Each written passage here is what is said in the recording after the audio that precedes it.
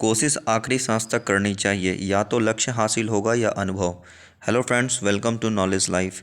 Friends, आज से हम लोग डॉक्टर मनीष रंजन जी का बिहार वस्तुनिष्ठ को पढ़ेंगे, जिसमें 7,000 से ज़्यादा ऑब्जेक्टिव क्वेश्चंस होंगे, जो कि बीपीएससी तथा बिहार के सभी प्रतियोगी परीक्षाओं के लिए काफ़ी उपयोगी साबित होगा।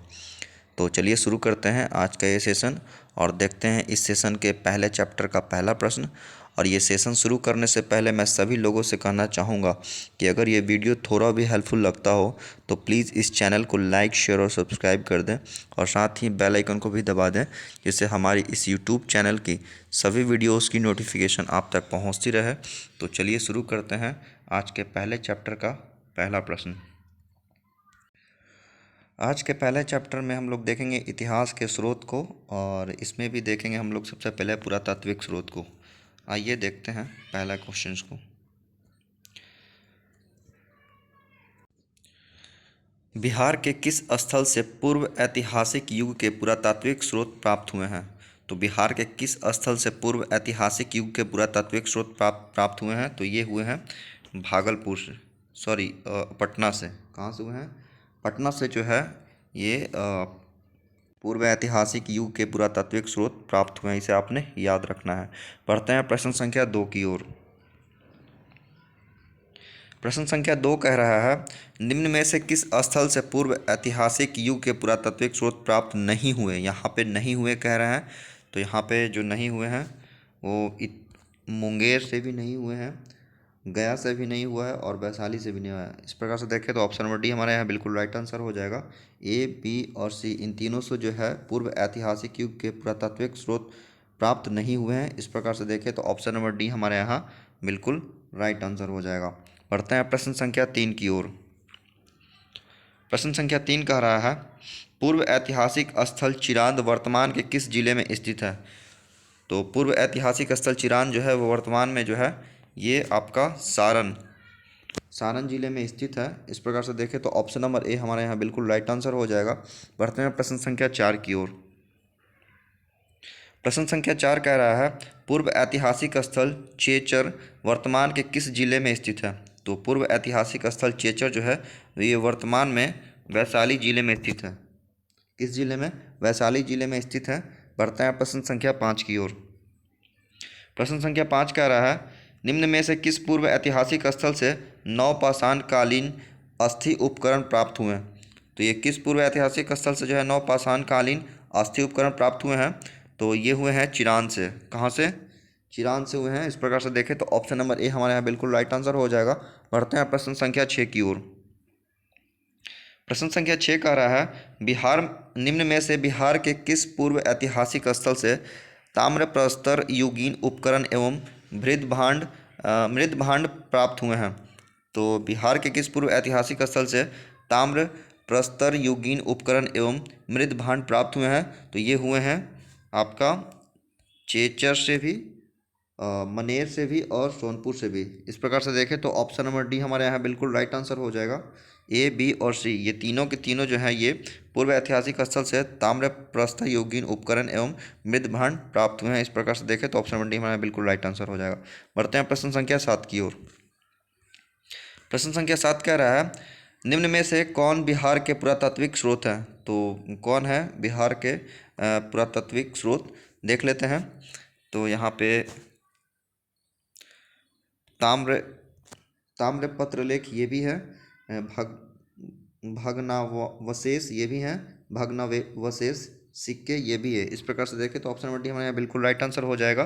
ताम्रपत्र लेख, भग्नावशेष भी हो जाएगा और सिक्के भी हो जाएंगे। बढ़ते हैं प्रश्न संख्या 8 की ओर। प्रश्न संख्या 8 कह रहा है, लौरिया नंदनगढ़ का अभिलेख किस शासक से संबंधित है? तो ये कह रहा है लौरिया नंदनगढ़ का अभिलेख किस शासक से संबंधित है? तो ये है अशोक से। किससे है? अशोक से है। बढ़ते हैं प्रश्न संख्या 9 की ओर। प्रश्न संख्या 9 कह रहा है, निम्न में से किस स्थल से स्तंभ लेख प्राप्त हुए हैं? तो किस स्थल से स्तंभ लेख प्राप्त हुए हैं? तो ये हुए हैं रामपुरवा से। कहाँ से? रामपुरवा से जो है आपका स्तंभ अभिलेख प्राप्त हुए हैं। इस प्रकार से देखें तो ऑप्शन नंबर ए हमारे यहाँ बिल्कुल राइट आंसर हो जाएगा। बढ़ते हैं प्रश्न संख्या 10 की ओर। प्रश्न संख्या 10 कह रहा है अशोककालीन डैश सासाराम की चंदन पीर पहाड़ी से प्राप्त हुए हैं। तो अशोककालीन डैश सासाराम की चंदन पीर पहाड़ी से प्राप्त हुए हैं, ये कौन सा है? तो ये है आपका लघु शिलालेख। लघु शिलालेख जो है ये अशोककालीन लघु शिलालेख सासाराम की चंदन पीर पहाड़ी से प्राप्त हुए, इसे आपने याद रखना है। बढ़ते हैं प्रश्न संख्या 11 की ओर। प्रश्न संख्या 11 कह रहा है निम्न में से किस शासक के गुफा लेख बराबर एवं नागार्जुनी पहाड़ी से प्राप्त हुए हैं?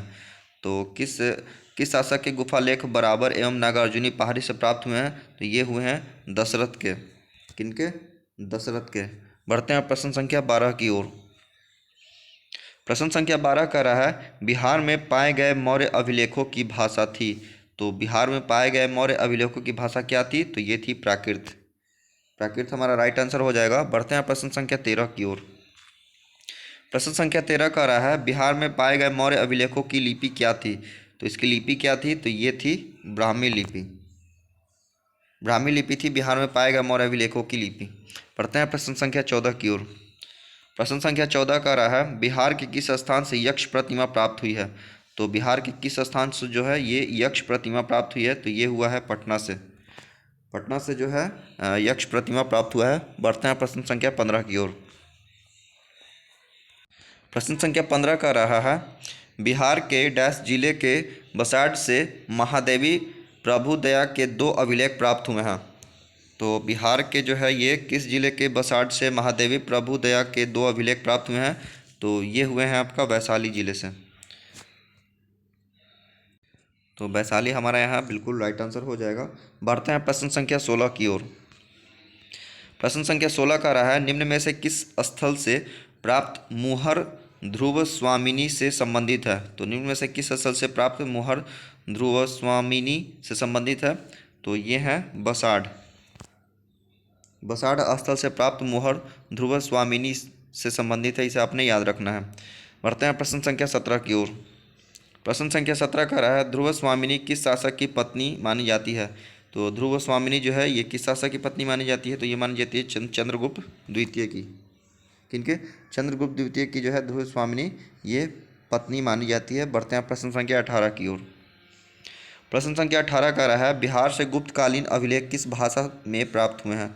तो बिहार से गुप्तकालीन अभिलेख जो है ये किस भाषा में प्राप्त हुए हैं? तो ये हुए हैं आपका संस्कृत भाषा में। संस्कृत भाषा में जो है ये गुप्तकालीन अभिलेख प्राप्त हुए हैं, इसे आपने याद रखना है। बढ़ते हैं प्रश्न संख्या 19 की ओर। प्रश्न संख्या 19 का रहा है बोधगया से प्राप्त अभिलेख में कहाँ के भिक्षुओं का वर्णन है? तो बोधगया से प्राप्त जो है अभिलेख में कहाँ से भिक्षुओं का वर्णन है, कहाँ के भिक्षुओं का वर्णन है? तो ये है श्रीलंका के। तो बोधगया से प्राप्त अभिलेख में जो है श्रीलंका के भिक्षुओं का वर्णन है। इस प्रकार से देखें तो ऑप्शन नंबर डी हमारे यहाँ बिल्कुल राइट आंसर हो जाएगा। बढ़ते हैं प्रश्न संख्या 20 की ओर। प्रश्न संख्या 20 का रहा है श्रीलंका के किस भिक्षु का वर्णन बोधगया अभिलेख में है? तो श्रीलंका के किस भिक्षु का वर्णन जो है वो बोधगया में है? तो ये है महामना द्वितीय की। किनके? महामना द्वितीय की जो वर्णन है ये बोधगया अभिलेख में है, इसे आपने याद रखना है। बढ़ते हैं प्रश्न संख्या 21 की ओर। प्रश्न संख्या 21 का रहा है निम्न में से किस स्थल से प्राप्त गुप्तकालीन मुहर से गुप्त वंशावली का वर्णन प्राप्त होता है? तो ये किस स्थल से जो है प्राप्त गुप्तकालीन मुहर से गुप्त वंशावली का वर्णन प्राप्त होता है? तो ये होता है आपका नालंदा से। नालंदा से जो है प्राप्त गुप्तकालीन मुहर से गुप्त वंशावली का वर्णन प्राप्त होता है। बढ़ते हैं प्रश्न संख्या 22 की ओर। प्रश्न संख्या 22 का रहा है निम्न में से किस स्थान से गुप्तकालीन पाषाण अभिलेख मिले हैं? तो ये किस स्थान से गुप्तकालीन पाषाण अभिलेख मिले हैं? तो ये मिले हैं नवादा से। कहाँ से? नवादा से जो है गुप्तकालीन पाषाण अभिलेख मिले हैं, इसे आपने याद रखना है। बढ़ते हैं प्रश्न संख्या 23 की ओर। प्रश्न संख्या 23 का रहा है उत्तर गुप्तकालीन वंश का संस्थापक किसे माना जाता है? तो उत्तर गुप्तकालीन वंश का जो संस्थापक है ये माना जाता है कृष्णगुप्त को। किनको माना जाता है? कृष्णगुप्त को जो है उत्तर गुप्तकालीन वंश का संस्थापक माना जाता है, इसे आपने याद रखना है। बढ़ते हैं प्रश्न संख्या 24 की ओर। प्रश्न संख्या 24 का रहा है निम्न में से किस शासक के अभिलेख में उत्तर गुप्तकालीन वंश के संस्थापक से लेकर आदित्य सेन तक के इतिहास की जानकारी मिलती है? तो ये किस शासक के अभिलेख में उत्तर गुप्तकालीन वंश के संस्थापक से लेकर आदित्य सेन तक के इतिहास की जानकारी मिलती है, आइए देख लेते हैं। तो ये मिलते हैं आदित्य सेन के अभिलेख से। कहाँ से? आदित्य सेन के अभिलेख में जो है ये मिलते हैं। बढ़ते हैं प्रश्न संख्या 25 की ओर। प्रश्न संख्या 25 का रहा है, निम्न में से किस जिले के बौंसी नामक स्थान में स्थित मंदार पहाड़ी से आदित्य सेन का अभिलेख प्राप्त हुआ है? तो ये किस जिले के बौंसी नामक स्थान में जो है स्थित मंदार पहाड़ी से आदित्य सेन का अभिलेख प्राप्त हुआ है? तो ये हुआ है बांका। बांका जिले के बौंसी नामक स्थान में जो है स्थित मंदार पहाड़ी से आदित्य सेन का अभिलेख प्राप्त हुआ है। बढ़ते हैं प्रश्न संख्या 26 की ओर। प्रश्न संख्या 26 का रहा, निम्न में से किसके अभिलेख में तालाब खुदवाने और विष्णु की प्रतिमा स्थापित करने का उल्लेख मिलता है? तो ये किसके अभिलेख में जो है तालाब खुदवाने और विष्णु की प्रतिमा स्थापित करने का उल्लेख मिलता है? तो ये मिलता है आपका आदित्य सेन। आदित्य सेन के अभिलेख में जो है तालाब खुदवाने और विष्णु की प्रतिमा स्थापित करने का उल्लेख मिलता है। इस प्रकार से देखें तो ऑप्शन नंबर बी हमारे यहाँ बिल्कुल राइट आंसर हो जाएगा। बढ़ते हैं प्रश्न संख्या 27 की ओर। प्रश्न संख्या 27 कह रहा है, आरा के पास देव वरुणार्क से डैश का एक पाषाण अभिलेख मिला है। तो किसका एक पाषाण अभिलेख मिला है? तो ये मिला है आपका जीवगुप्त द्वितीय की। किनकी? जीवगुप्त द्वितीय की जो है ये आरा के पास जो है ये आरा के पास देव वरुणार्क से ये अभिलेख मिला है। बढ़ते हैं प्रश्न संख्या 28 की ओर। प्रश्न संख्या 28 का रहा है, पूर्व मध्यकाल में डैश शासकों के अभिलेख दक्षिण एवं मध्य बिहार के कई स्थानों से प्राप्त हुए हैं जो संस्कृत भाषा में है। तो पूर्व मध्यकाल में किस शासकों के अभिलेख दक्षिण एवं मध्य बिहार के कई स्थानों से प्राप्त हुए हैं जो संस्कृत भाषा में है? तो ये हैं पाल शासकों के। किनके? पाल शासकों के जो अभिलेख है ये दक्षिण एवं मध्य बिहार के कई स्थानों से प्राप्त हुए हैं जो संस्कृत भाषा में हैं। बढ़ते हैं प्रश्न संख्या 29 की ओर। प्रश्न संख्या 29 का रहा है, निम्न में से किस पाल शासक के अभिलेख में केशव नामक व्यक्ति का उल्लेख है? तो ये किस पाल शासक के अभिलेख में जो है ये केशव नामक व्यक्ति का उल्लेख है? तो ये है आपके धर्मपाल। धर्मपाल शासक के अभिलेख में जो है केशव नामक व्यक्ति का उल्लेख है। बढ़ते हैं प्रश्न संख्या 30 की ओर। प्रश्न संख्या 30 का रहा है, पाल शासक धर्मपाल का अभिलेख कहाँ से प्राप्त हुआ है? तो पाल शासक धर्मपाल का जो अभिलेख है ये कहाँ से प्राप्त हुआ है? तो ये प्राप्त हुआ है बोधगया से। कहाँ से? बोधगया से प्राप्त हुआ है पाल शासक धर्मपाल का अभिलेख, इसे आपने याद रखना है। बढ़ते हैं प्रश्न संख्या 31 की ओर। प्रश्न संख्या 31 का रहा है, किसके नालंदा ताम्रपत्र अभिलेख से स्पष्ट होता है कि उसने गया में एक गांव दान दिया था? तो किसके नालंदा ताम्रपत्र अभिलेख से ये स्पष्ट होता है कि उसने गया में एक गांव दान दिया था? तो ये होता है धर्मपाल। धर्मपाल के नालंदा ताम्रपत्र अभिलेख से जो है स्पष्ट होता है कि उसने गया में एक गांव दान दिया था। बढ़ते हैं प्रश्न संख्या 32 की ओर। प्रश्न संख्या 32 का रहा है, निम्न में से किसके अभिलेख नालंदा के धोसरावा में वीरदेव को नालंदा विश्वविद्यालय का अध्यक्ष नियुक्त करने की चर्चा है? तो किसके अभिलेख में जो है वीरदेव को नालंदा विश्वविद्यालय का अध्यक्ष नियुक्त करने की चर्चा है? तो ये है आपका देवपाल। देवपाल के अभिलेख में जो है वीरदेव को नालंदा विश्वविद्यालय का अध्यक्ष नियुक्त करने की चर्चा है। पढ़ते हैं प्रश्न संख्या 33 की ओर। प्रश्न संख्या 33 का रहा है, निम्न में से किसके लेख से पता चलता है कि नालंदा महाविहार को जला दिया गया था? तो ये किसके अभिलेख से पता चलता है कि नालंदा महाविहार को जला दिया गया था? तो ये पता चलता है महिपाल। महिपाल के लेख से जो है ये पता चलता है कि नालंदा महाविहार को जला दिया गया था। पढ़ते हैं प्रश्न संख्या 34 की ओर। प्रश्न संख्या 34 का रहा, बिहार के किस स्थान से प्रतिहार राजा भोज के सिक्के मिले हैं? तो ये बिहार के किस स्थान से जो है प्रतिहार राजा भोज के सिक्के मिले हैं? तो ये मिले हैं आपका नालंदा स्थान से। नालंदा से जो है प्रतिहार राजा भोज के सिक्के मिले हैं। इस प्रकार से देखें तो ऑप्शन नंबर सी हमारे यहाँ बिल्कुल राइट आंसर हो जाएगा। बढ़ते हैं प्रश्न संख्या 35 की ओर।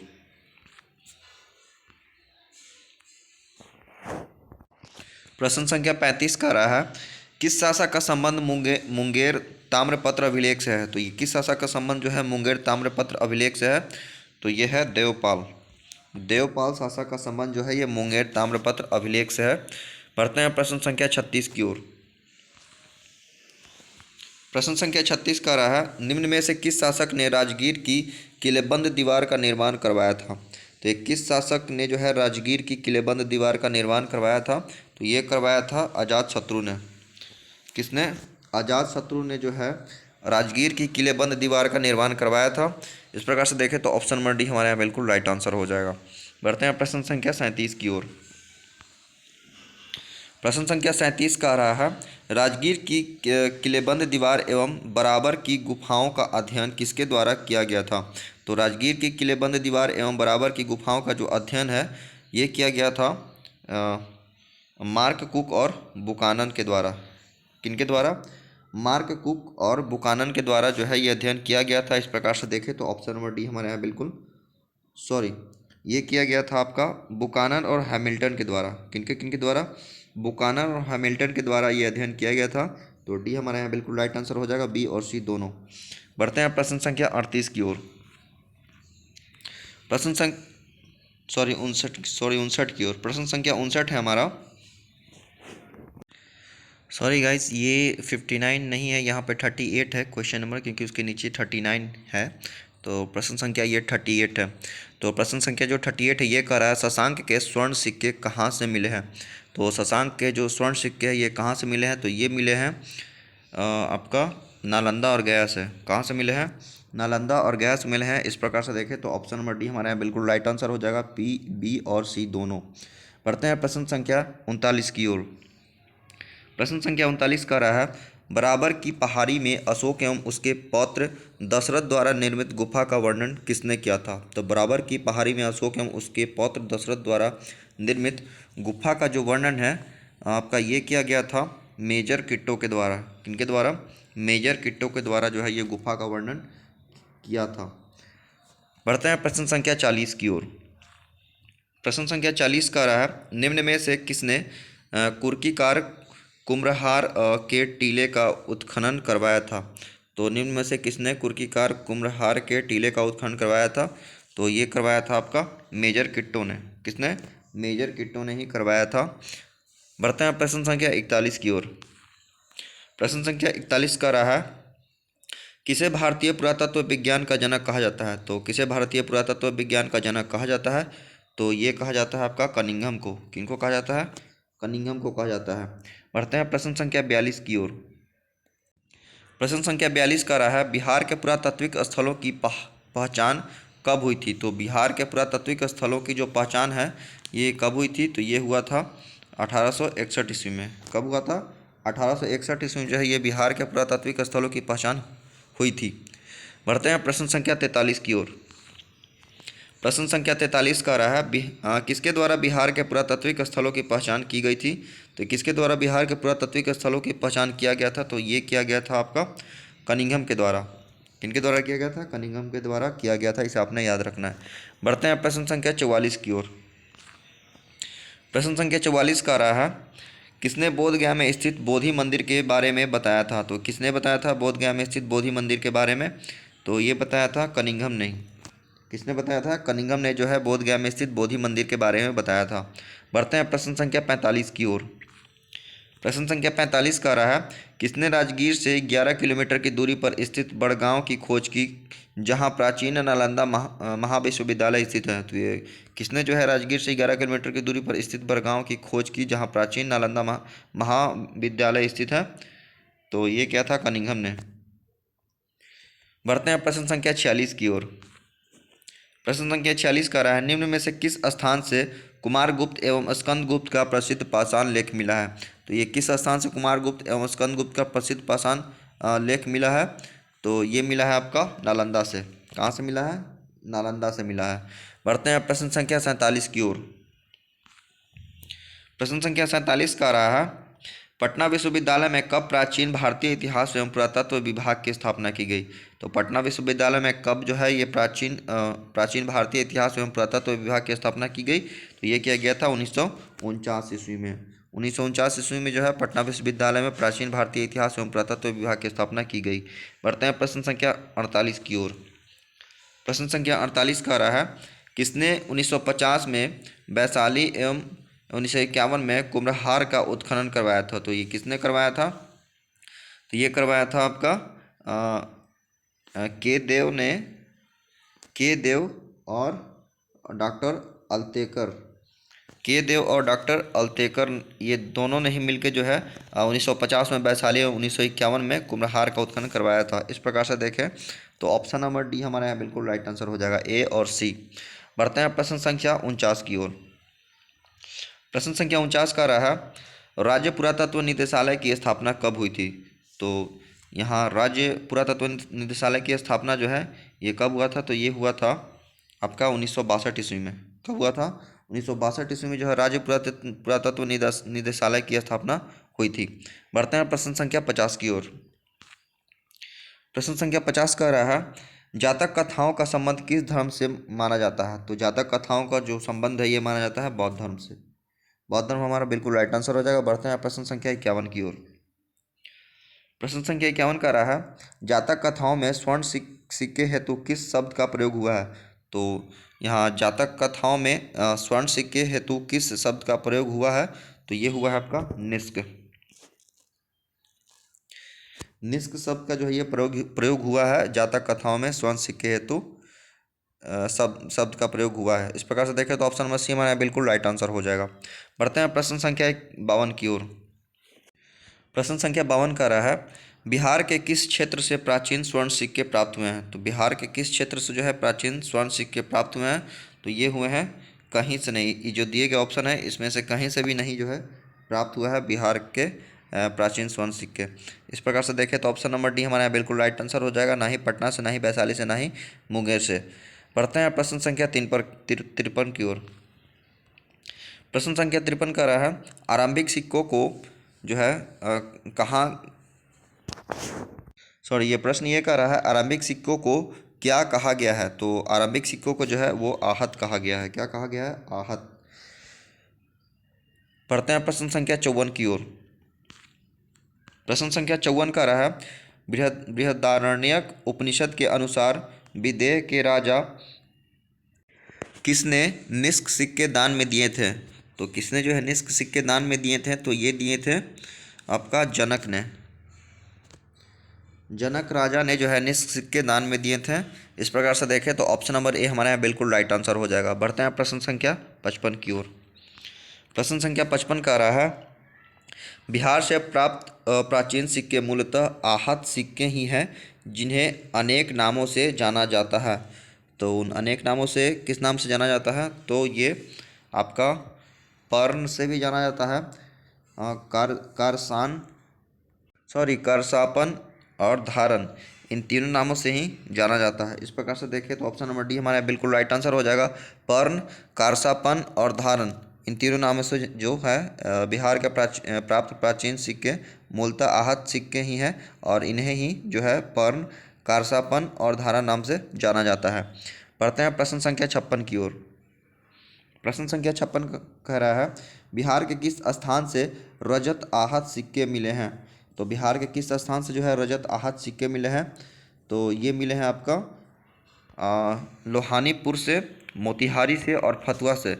इन तीनों स्थानों से जो है आपका रजत आहत सिक्के मिले हैं। इस प्रकार से देखें तो ऑप्शन नंबर डी हमारा बिल्कुल राइट आंसर हो जाएगा। ए, बी और सी ये तीनों के तीनों ही सही हैं। बढ़ते हैं प्रश्न संख्या 57 की ओर। प्रश्न संख्या 57 का रहा है, गुप्तकालीन बिहार में किस धातु के सिक्के प्रचलित हैं? तो गुप्तकालीन बिहार में किस धातु के सिक्के जो है ये प्रचलित हैं? तो ये थे आपका सोना का भी, चांदी का भी और तांबा का भी। इस प्रकार से देख ले तो ऑप्शन नंबर डी हमारा बिल्कुल राइट आंसर हो जाएगा। ए, बी और सी ये तीनों के तीनों ही राइट है। तो फ्रेंड्स ये थे पुरातात्विक स्रोत के कुछ प्रश्न। अब चलते हम लोग साहित्यिक स्रोत की ओर।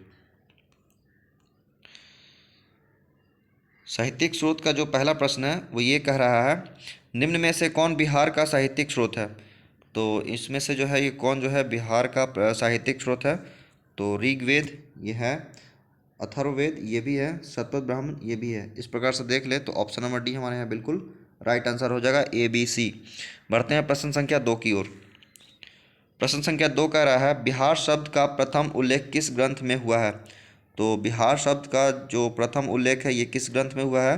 तो ये हुआ है आपका अथर्व ग्रंथ में। किस में हुआ है? अथर्ववेद ग्रंथ में जो है बिहार शब्द का प्रथम उल्लेख किया गया है। बढ़ते हैं प्रश्न संख्या 3 की ओर। प्रश्न संख्या 3 का रहा है, मगध का सर्वप्रथम उल्लेख किस ग्रंथ में मिलता है? तो मगध का जो उल्लेख है वो सर्वप्रथम किस ग्रंथ में मिलता है? तो ये मिलता है आपका ऋग्वेद में। ऋग्वेद में जो है मगध का सर्वप्रथम उल्लेख मिलता है। बढ़ते हैं प्रश्न संख्या 4 की ओर। प्रश्न संख्या 4 कह रहा है, निम्न में से किस साहित्य से बिहार के इतिहास की जानकारी प्राप्त होती है? तो ये किस साहित्य से जो है बिहार के इतिहास की जानकारी प्राप्त होती है? तो ये होती है आपका अंगुत्तर निकाय से, भगवती सूत्र से और दीर्घ निकाय, ये तीनों से ही जो है बिहार के इतिहास की जानकारी प्राप्त होती है। इस प्रकार से देख ले तो ऑप्शन नंबर डी हमारा यहाँ बिल्कुल राइट आंसर हो जाएगा, ए बी सी। बढ़ते हैं प्रश्न संख्या 5 की ओर। प्रश्न संख्या 5 का रहा है, अंगुत्तर निकाय एवं दीर्घ निकाय का संबंध किस धर्म से है? तो अंगुत्तर निकाय एवं दीर्घ निकाय का जो संबंध है ये किस धर्म से है? तो ये है बौद्ध धर्म से। किससे है? बौद्ध धर्म से है। ऑप्शन नंबर ए हमारा बिल्कुल राइट आंसर हो जाएगा। बढ़ते हैं प्रश्न संख्या 6 की ओर। प्रश्न संख्या 6 का रहा है, भगवती सूत्र का संबंध किस धर्म से है? तो भगवती सूत्र का जो संबंध है ये आपका जैन धर्म से है। किससे है? जैन धर्म से। बढ़ते हैं प्रश्न संख्या 7 की ओर। प्रश्न संख्या 7 का रहा है, सर्वप्रथम महाजनपदों की जानकारी किस ग्रंथ से मिलती है? तो सर्वप्रथम महाजनपदों की जो जानकारी है किस ग्रंथ से मिलती है? तो ये मिलती है आपका भगवती सूत्र से और अंगुत्तर निकाय से।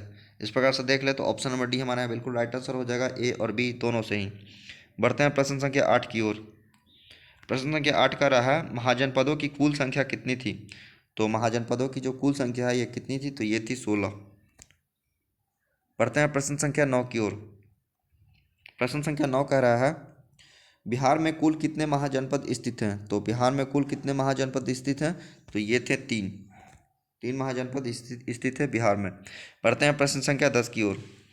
प्रश्न संख्या 10 का रहा है, निम्न में से कौन बिहार स्थित महाजनपद नहीं है? तो इसमें से कौन जो है ये बिहार स्थित महाजनपद नहीं है? आइए देख लेते हैं। तो ये जो है वत्स जो है ये बिहार स्थित महाजनपद नहीं है। बढ़ते हैं प्रश्न संख्या 11 की ओर। प्रश्न संख्या 11 का रहा है, तबकाते नासिरी के लेखक कौन है? तो तबकाते नासिरी के जो लेखक हैं ये हैं मिन्हाज उस सिराज। क्या नाम है इनका? मिन्हाज उस सिराज जो है ये तबकाते नासिरी के लेखक हैं। बढ़ते हैं प्रश्न संख्या 12 की ओर। प्रश्न संख्या 12 का रहा है, निम्न में से कौन सी पुस्तक अब्बास खान सरवानी द्वारा लिखित है? तो इनमें से कौन सी जो पुस्तक है वो अब्बास खान सरवानी द्वारा लिखा गया है? तो ये लिखा गया है तारिक ए शेरशाही। क्या नाम है इस पुस्तक का? इस पुस्तक का नाम है तारिक ए शेरशाही। बढ़ते हैं प्रश्न संख्या 13 की ओर। प्रश्न संख्या 13 का रहा है, निम्न में से कौन सी पुस्तक भारत में लिखित फारसी की प्रथम रचना है? तो निम्न में से कौन सी पुस्तक जो है वो भारत में लिखित फारसी की प्रथम रचना है? तो ये है आपका तबकाते नासिरी। तबकाते नासिरी पुस्तक जो है ये भारत में लिखित फारसी की प्रथम रचना है। बढ़ते हैं प्रश्न संख्या 14 की ओर।